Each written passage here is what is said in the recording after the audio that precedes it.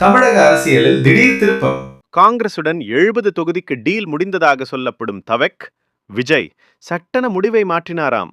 ராகுல் காந்திக்கு நெருக்கமான பிரவீன் சக்கரவர்த்தி விஜயுடன் நேரடியாக பேச்சுவார்த்தை நடத்தியதாக தகவல். காங்கிரசுக்கு தரப்பட்ட ஆஃபர் என்ன தெரியுமா?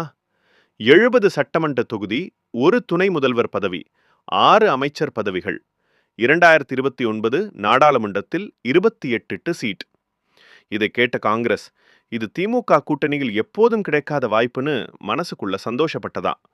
இதை வைத்து திமுகவிடம் 41 தொகுதி பிளஸ் ஆட்சியில் பங்கு பிளஸ் உள்ளாட்சி தேர்தலில் 20% என அழுத்தம் கொடுத்ததாகவும் தகவல். ஆனா இங்கதான் ட்விஸ்ட். இந்த பேச்சுவார்த்தை டெல்லிக்கு போக பாஜக தலைமை நேரடியாக கண் வைத்ததாம். அதே நேரத்தில் விஜயின் ஜனநாயகன் படம் சென்சார் பிரச்சனையால் சிக்கிய நிலை.